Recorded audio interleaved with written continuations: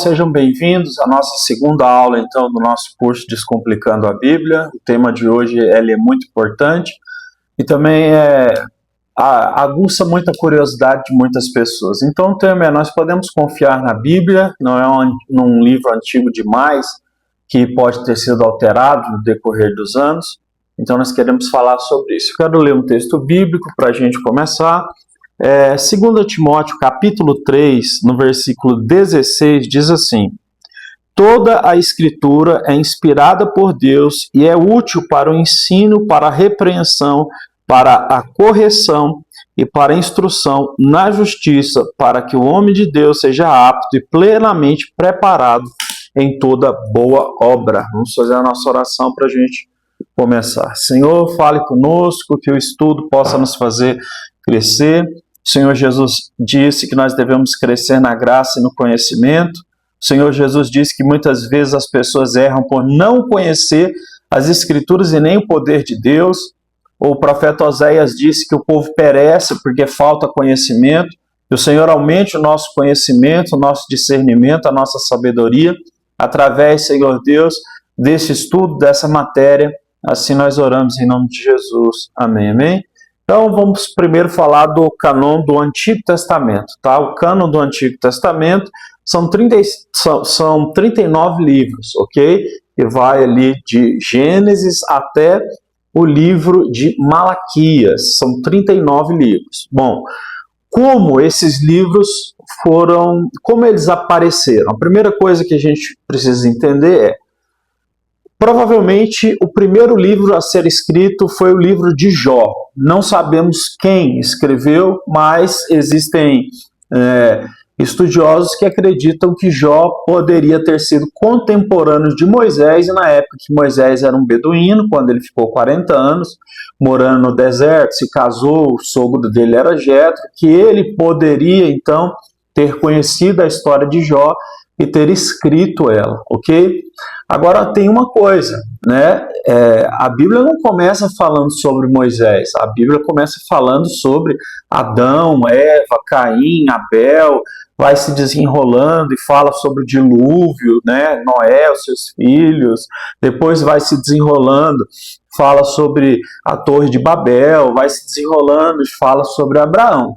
Então, como esses livros foram escritos se Moisés não é o profeta mais antigo citado no Antigo Testamento, na Antiga Aliança, que no caso é a palavra ou a Bíblia que os judeus acreditam até hoje, é o Antigo Testamento só. Os judeus, que são judeus por religião também, eles não acreditam que Cristo veio à Terra, eles estão esperando Cristo vir pela primeira vez. Eles acreditam que Jesus foi um blasfemo por se dizer Deus, e de fato Jesus é Deus. Então foram eles responsáveis por colocar Cristo na cruz, quando eles gritaram: soltem Barrabás e crucifica esse homem chamado Jesus. Então, olha o que acontece. Acontece que a tradição oral, certo? Ela sempre foi muito consolidada no meio dos judeus, certo? Eles, então, antes de qualquer registro escrito, né, a tradição oral era muito forte entre eles. Então, o que acontece é o seguinte, né, antes que Moisés receba, né, esses escritos de Deus, porque é o que está contido na história, que Moisés recebeu os escritos de Deus, as leis de Deus, quando ele estava no Monte Sinai, orando e jejuando por 40 dias, e ali ele vai então escrever os 5 primeiros livros da Bíblia, que é Gênesis, Êxodo, Números, Levíticos e Deuteronômio, que é chamado Pentateuco, ou a Torá. Os judeus chamam de a Torá. Quando um adolescente, que os judeus já consideram já um homem, completa 13 anos, né, na religião judaica, ele tem que recitar, certo? Esses 5 primeiros livros da Bíblia de cor, sem ler nada, né? Então, existe essa tradição muito forte. Então, acontece o seguinte, As pessoas podem perguntar quem escreveu sobre Adão e Eva, quem estava ali para escrever sobre isso. A palavra de Deus diz que foi o próprio Deus quem deu essa revelação a Moisés. Então, tudo que vem antes de Moisés, certo, foi dado pelo Senhor a ele no monte escrito. O próprio Deus, com o dedo dele, é o que está escrito, né, em Êxodo, escreveu a história, contando essa história, então, para Moisés, para que ficasse registrada no meio do povo judeu. Os 5 livros, então, são livros de leis, eles têm as leis cerimoniais da religião deles, as leis dos judeus, que a gente não segue essas leis, as leis da religião judaica, a gente também não segue essas leis, né? Então, tudo isso foi repassado ali para Moisés por Deus. Acontece que a tradição oral, ela vai começar a partir de Abraão. Depois da Torre de Babel vem Abraão, que mora em Ur dos Caldeus, tá? Que é uma região pagã. Então, através de Abraão, Deus fala com ele, sai desse lugar e vai para um lugar que eu vou te mostrar. Abraão sai de lá com a sua esposa, com o sobrinho Ló e com todos os animais. Ele era um homem muito rico. Abraão continua crescendo e prosperando ali no deserto, enquanto o Senhor Deus diz a ele que ele ia ser pai de uma nação muito grande, né? E Abraão espera 25 anos, porque Sara, sua esposa, é estéril, e eles já de idade, eles esperam 25 anos para que nasça, né, o seu filho, né? E acontece então que Isaac nasce já na velhice de Abraão e da sua esposa, e a história de Israel começa com Abraão, que dá à luz então na genealogia a Isaac. Isaac, então, que se casa, ele tem filhos gêmeos, que é Esaú e Jacó. Jacó, ele entra, então, na linhagem da bênção, né, da primogenitura, inclusive tendo aquele fatídico caso dele ter enganado o próprio pai e ele mesmo ter vendido, ter dado por o irmão um prato de lentilha, né, em troca da primogenitura. Nascer primeiro dava o direito de se ser aquele que segue a linhagem, né? Então a gente tem Jacó. E Jacó teve 12 filhos homens, algumas filhas mulher, mas Israel é formado então através disso, através desses 12 filhos de Jacó, que são as 12 tribos de Israel. José, Benjamim, Judá e por aí vai, a gente conhece a história. A gente sabe que os irmãos de José tentaram matar ele, José foi para o Egito, se tornou um homem importante.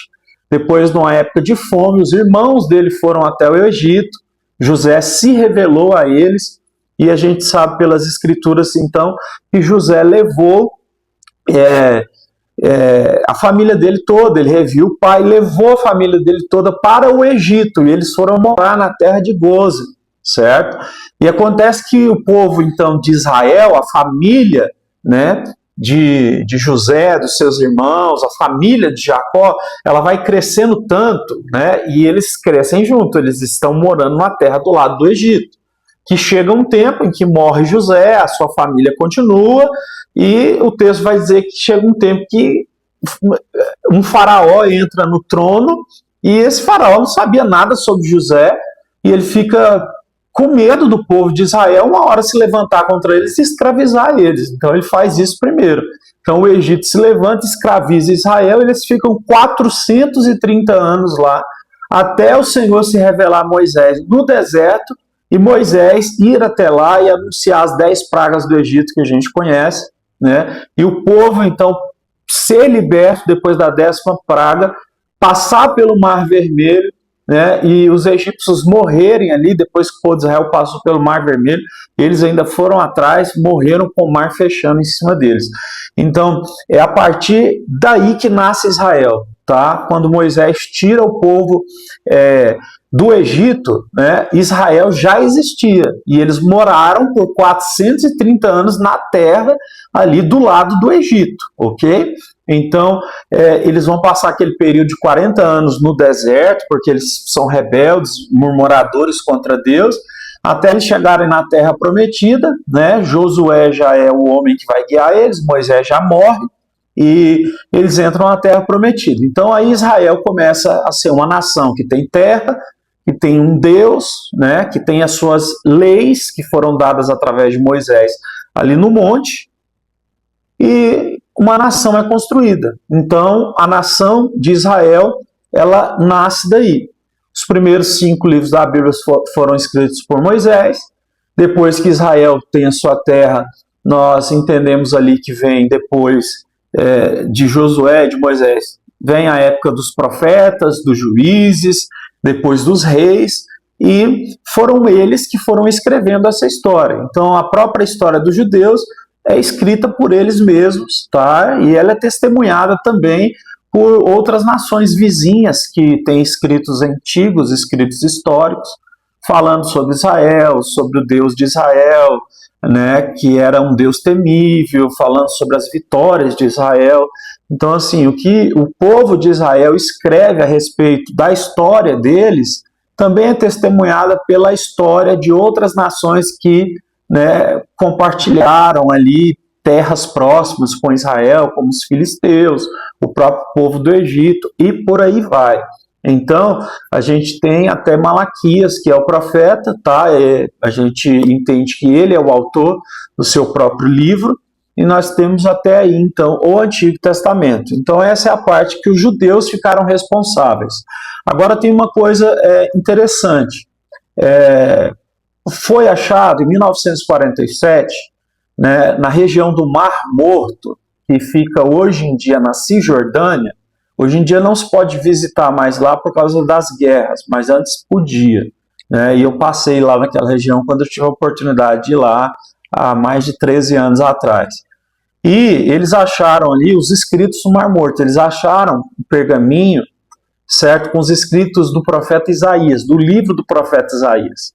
E quando foram pegar, né, com o que nós temos hoje escrito do profeta Isaías na nossa Bíblia cristã ou na Bíblia dos judeus, 99% da escrita é a mesma, 99%, certo? E isso não é feito só por pessoas, essa datação, essa forma de catalogar as coisas não são feitas só por pessoas partidárias, religiosas, foram pessoas de diferentes lugares e tem as especialidades técnicas para isso, e eles confirmaram. Então, a veracidade é muito grande. Então, a gente tem achados, certo, históricos, achados arqueológicos como esse do Mar Morto, que são amplamente, né, hoje em dia verificáveis. Nós temos, por exemplo, achados no Mar Vermelho, né, rodas de carruagens, espadas, né, remetendo aí ao tempo em que o povo do Egito estava correndo atrás de Israel e eles morreram porque o mar se fechou depois que o último israelita passou. Eu até tenho um material que eu vou passar aí para vocês, passei para o pessoal que estava na aula presencial, mas, por exemplo, nós temos o achado, que foi achado na Babilônia em 1750 a.C., o Código de Hammurabi. E se você for olhar o Código de Hammurabi, ele é bem parecido mesmo com as leis ali que o Senhor deu para Moisés, com os 10 mandamentos. Então, você vai ver que tem uma confirmação muito grande, o Código de Hammurabi, muito certo, coerente com Êxodo, Levítico, Número e Deuteronômio. E aí, então, através disso, depois você vai poder ler melhor. Existem vários achados, então, comprovando a veracidade desses livros judaicos, escritos pelos próprios judeus. Então, eles escreveram livros e depois foram se achando esses materiais no decorrer da história, né? Então, existem vários achados aqui, eu coloquei 30, depois você pode olhar de uma forma melhor. Pois bem, eu quero ir para a parte que seja mais importante para nós agora da fé cristã, que é a parte do Novo Testamento. Olha, uma coisa muito importante que aconteceu foi a Septuaginta. Um rei, em 270 e alguma coisa antes de Cristo, ele pegou 70 homens que eram escribas, e ficavam responsáveis pelas anotações a respeito do país, pegaram 70 judeus, tá? Trancaram cada um desses judeus em celas diferentes e deram para eles os textos, certo? Os textos, para que eles pudessem escrever esses textos no grego, porque naquela época o mundo já tinha sido helenizado e o grego era como o inglês hoje em dia, né? Então, o que esse rei queria ver se era real? Ele queria ver se a tradução que esses homens faziam, 70 homens diferentes, sem terem contato uns com os outros, se elas batiam na tradução que eles estavam fazendo, porque eles então, até então, os judeus, eles tinham escrito o Antigo Testamento, que no caso é a lei deles, né, os profetas de Israel, em aramaico e hebraico. E eles foram então traduzir para o grego, tá? E isso foi uma parte, um capítulo muito importante da história, porque também o nível, certo, de compatibilidade entre as escritas de 70 homens diferentes, certo, trancados por um ano, traduzindo os 39 livros do Antigo Testamento para o grego, certo, foi muito grande. Por isso é chamado de Septuaginta, e a religião judaica começou a ser mais respeitada, então, nessa época, justamente por conta desse fato histórico que aconteceu. Se você me perguntar, pastor ou professor, qual é a Bíblia que Jesus lia? Jesus, ele lia a Bíblia em grego, tá? Jesus pregava em grego. Jesus falava, assim, aramaico, hebraico, mas Jesus pregava em grego. Nessa época, mesmo o Império Romano sendo a nação que dominava o mundo, certo? Eles não fizeram questão de colocar a língua romana para ser a mais falada do mundo. A língua grega ainda era mais falada. O Império Grego já tinha sido bem dissolvido, né? Eles já não tinham a força, o poder que eles tinham ali de trás. O Império Romano mandava, mas a língua grega era a que prevalecia. Então, a Bíblia que Jesus lia, que no caso é o Antigo Testamento, a palavra até diz que ele entra na sinagoga, né, Isaías 60, ele vai lá e recita aquilo, tudo em grego, isso é falado em grego. Jesus junta as multidões nas praias e ele prega, então, em grego. É isso que acontecia. Então, os romanos estabeleceram a língua grega como a língua padrão deles ali. E então, como o Novo Testamento foi escrito? O Novo Testamento foi escrito por aqueles que Jesus chamou. A Bíblia diz que o Senhor Jesus, ele orou e chamou 12 discípulos, né, que se tornaram apóstolos, porque receberam o Espírito Santo e receberam autoridade divina para escrever as escrituras de forma inspirada. Então, se você perguntar, pastor, qual é a diferença, né? Como eu posso diferenciar se um texto, se um livro da Bíblia é bíblico ou é uma fraude? Como que eles fizeram isso? Bem, depois da morte de Cristo, é que os evangelhos começaram a ser escritos. Primeiro, o evangelho de Marcos é o evangelho que foi escrito primeiro, Mateus depois escreveu, depois Lucas, que era o médico, e depois João, quando ele estava preso na ilha de Patmos. Então, o Novo Testamento, certo? Quem tinha essa autoridade para escrever? Eles eram os apóstolos. Então, é sobre os apóstolos que há o fundamento do cristianismo. Então, o cristianismo, ele é fundado, né, obviamente, pela palavra de Deus, de Cristo. Então, os apóstolos replicavam nas suas ações, nas suas atitudes, aquilo que Cristo tinha ensinado para eles, e eles registraram nos evangelhos. E depois vieram as cartas, né? Carta aos Romanos, carta aos Coríntios, carta a Timóteo, né? As 3 cartas de João, carta a Filemon, temos a carta de Judas. Estas cartas, não é Judas Iscariotes, tá? É outro Judas. Então, tudo isso foi feito, certo? De uma forma muito criteriosa. Não era qualquer pessoa que escrevia e estava valendo. Até porque nessa época era difícil se manter escritos. né? Era caro papel nessa época, pergaminho, né? Tudo isso era muito caro nessa época para as pessoas terem de qualquer forma. E outra coisa, não era todo mundo que sabia escrever também nessa época.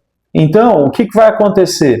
A igreja cristã, ela surge depois que Cristo sobe aos céus, o Espírito Santo desce, Pedro prega, ali a Bíblia diz 3.000 pessoas se convertem, né? E depois disso o Império Romano começa a perseguir os cristãos, até acontecer a diáspora. A diáspora é quando cada um tem que fugir para um canto do mundo, porque eles iam morrer, né? Tem a destruição de Jerusalém pelo general Tito, general do Império Romano, e as igrejas, então, elas vão começar a surgir, né, na Ásia Menor, Turquia, ali na Europa e tudo mais, ali na África também, através de cristãos, certo? Mas todos esses cristãos, eles estão, de alguma forma, amparados pelos evangelhos, tá? Esses evangelhos que começavam a ser replicados, tá? E os apóstolos, eles iam até esses lugares. Então, por exemplo, você tem bem claro na Bíblia que Tiago, ele era o pastor principal da igreja de Jerusalém. A gente tem Pedro indo a vários lugares, onde ele funda igrejas. Paulo, que é o maior missionário, né, do Novo Testamento, funda várias igrejas também. Ele é o que escreveu a maioria dos escritos do Novo Testamento. Então, você pode perceber que as coisas não foram feitas de qualquer forma. Por quê? Porque, primeiro, tudo tinha que estar sobre o fundamento das palavras de Jesus, tá? E, no segundo momento, tudo tinha que passar pelo crivo dos apóstolos, que eram poucos homens, né? Eram 12 homens. Judas morreu, a gente sabe, o apóstolo Paulo veio, e por aí vai. Então, não era qualquer pessoa que saía escrevendo alguma coisa e falava que era o Espírito Santo que estava fazendo isso. Então, houve esse critério desde o princípio, ok? Desde o princípio houve esse critério do reconhecimento, então, da autoridade apostólica para escrever esses livros. Então, essas pessoas vão escrever. E aí nós temos, então, também pessoas que andaram com os apóstolos muito tempo. A gente tem o exemplo do médico chamado Lucas, que ele vai escrever o Evangelho e vai escrever Atos dos Apóstolos também, e ele está ali bem acompanhado pelo apóstolo Paulo em todas as coisas que vão ser feitas e escritas, né?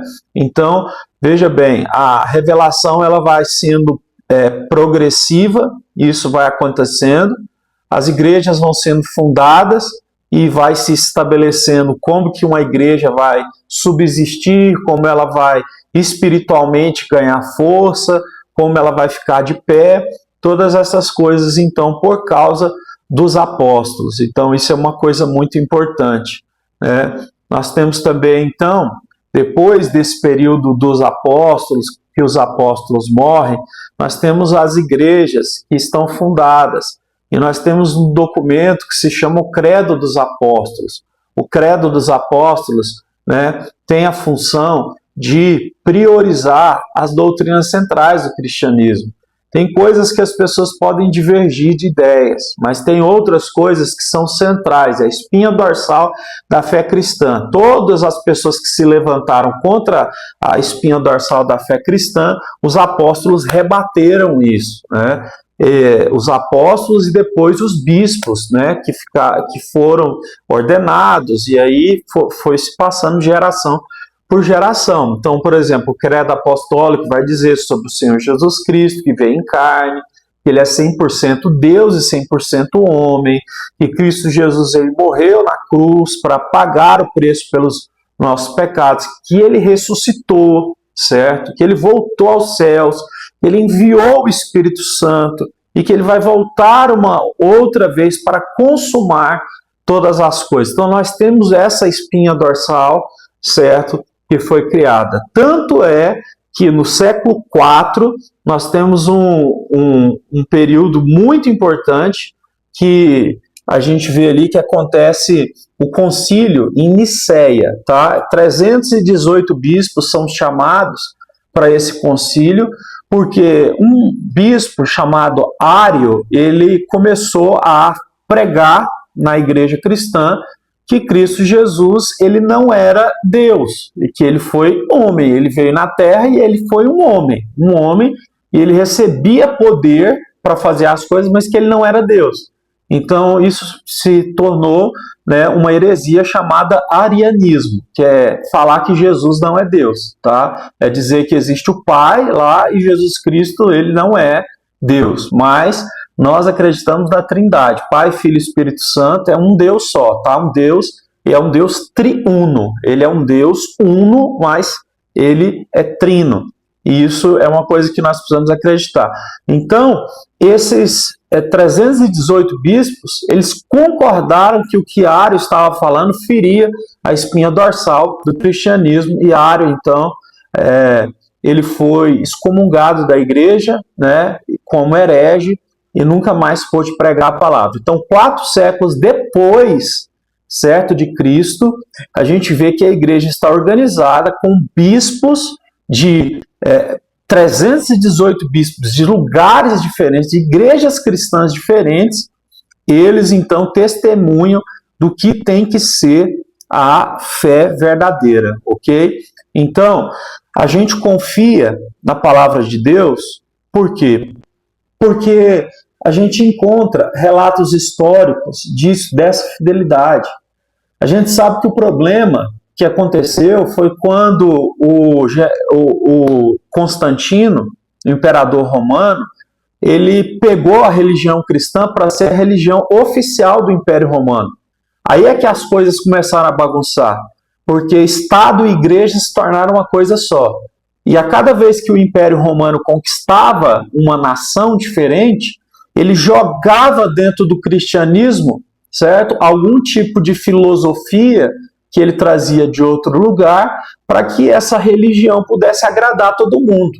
Então, o cristianismo, por exemplo, as pessoas começaram a fazer oração pelos mortos, coisa que nunca aconteceu na história, nem dos profetas, nem dos judeus, de Moisés, de Abraão, de ninguém.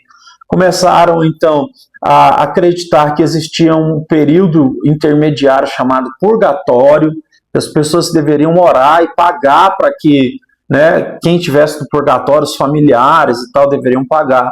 Começaram a vender terreno no céu, que as pessoas deveriam comprar literalmente um lugar para que quando elas morressem, Deus pudesse recebê-las no céu, né? A questão também de se acreditar que Deus tem uma mãe e que essa mãe ela é mais importante do que o próprio Deus que veio na Terra. Então é a questão de dar a Maria um poder de intercessão que não existe nas Escrituras. Não, nós não temos isso. A Maria, ela teve que crer em Jesus. O próprio anjo Gabriel falou para ela antes dela engravidar que o que estava sendo gerado nela era de Deus, era da parte do Senhor. E nós não temos então nenhum tipo de relato de que Maria ela intercede por alguma coisa com relação ao mundo espiritual. Maria foi uma mulher que creu em Jesus, tá? E hoje em dia ela está com Deus no céu e ela não pode ter contato com ninguém que está na terra, tá? É isso. Quem morre já não pode mais ter contato com ninguém que está na terra. Então, sempre que alguém disser a você que você pode ter contato com alguém que já morreu, isso é uma fraude, tá? São demônios que entram no meio dessas invocações espirituais e às vezes eles imitam, né, pessoas, coisas, trejeitos para enganar as pessoas. Mas quem morre não pode mais se comunicar com quem está na terra.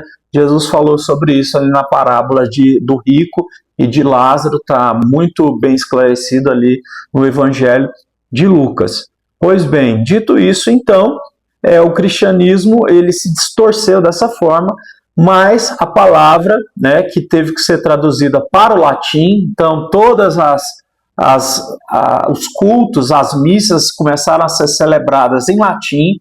O povo não sabia falar latim, quem falava latim eram os religiosos, eram os governantes, e com isso então eles começaram a usar a igreja para fazer dinheiro, né? E quem conservou as escrituras foram os monges. Os monges eles tinham acesso às escrituras e eles então conservaram isso, e essa conservação vai prevalecer até o período em que a palavra de Deus vai ser traduzida para a língua materna das pessoas. Ela foi traduzida, então, no século XV, na época que a imprensa já existia, ela foi traduzida para o alemão, ela foi traduzida depois para o inglês, e aí houve o rompimento, né? Inglaterra, Alemanha, ninguém mais queria fazer parte do catolicismo romano, porque o catolicismo romano, ele escravizava as pessoas, né?